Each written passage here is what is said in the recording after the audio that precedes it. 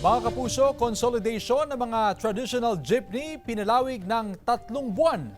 Ang detalye ng balitang yan ihahatid live ni Joan Punsoy. Joan? Chris, mabibigyan nga ng pagkakataon ang mga jeepney operator na makianib sa mga korporasyon at kooperatiba sa extension nga ng deadline ng application ng consolidation para sa PUV Modernization Program. Pinalawig ni Pangulong Ferdinand Marcos Jr. ang deadline ng consolidation ng mga traditional jeep sa bansa.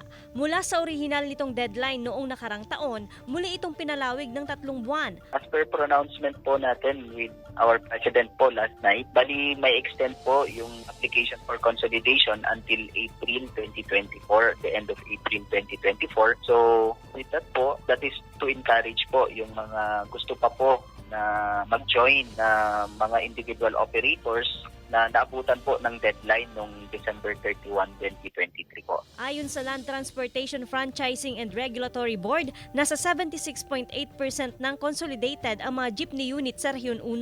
Katumbas ito ng 4,664 na bilang ng jeep. Based on our meetings po with the central office, naglagay po sila ng baseline po last time. So, ang nabanggit po natin dito sa Region 1, at least 75%. So that was last year po, ma'am. With that, naabot naman na po natin, no? Even exceeded doon sa projection po natin before. Kung ang probinsya naman ng Pangasinan ang pag-uusapan, mula sa mahigit 3,400 na traditional jeep, 95% na rito ang consolidated.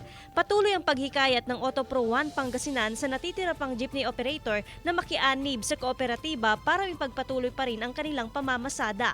Well, may mga maganda kasing part ng consolidation. No, unang-una yung parang corporation style. So, okay kami doon. Kaya lang siyempre, pag after consolidation, ang susunod na yung pagbili ng modernized vehicle. Medyo dyan tayo mahirapan.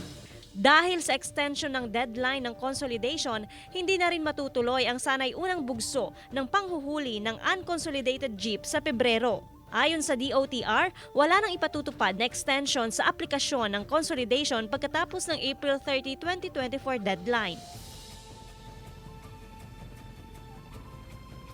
Chris, sa kabuuan ay merong 6,098 jeepney units, authorized jeepney units sa buong Rehiyon 1. Kung susumahin, nasa mahigit 1,400 jeepney units na lamang ang kailangang i-consolidate. Natanong rin natin ang LTFRB Region 1, sakaling hindi nga nila makamit itong 100% na consolidation sa mga natitira pang jeepney units. Ayon naman sa kanila, hindi naman daw magkukulang nga itong mga bilang na masasakyan o mga jeep na naiikot sa rehiyon sakaling nga hindi napapayagan pang makabiyahe itong mga unconsolidated na mga jeepney units. Sa katunayan, meron ng 333 na modernized jeepneys na umiikot sa iba't ibang probinsya sa Rehiyon 1. At dahil ayon na rin sa DOTR, wala na extension ay patutupad after nga nitong April 2024 na deadline ng application ng consolidation para sa PUV Modernization Program. Ibig sabihin nito, Chris, uumpisahan na rin ng LTO itong panghuhuli nga sa mga unconsolidated na mga jeepneys o mga jeepney operators and drivers na papasada pa rin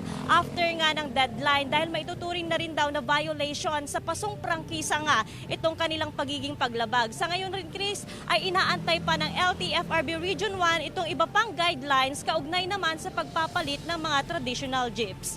Chris? Maraming salamat, Joan Punsoy.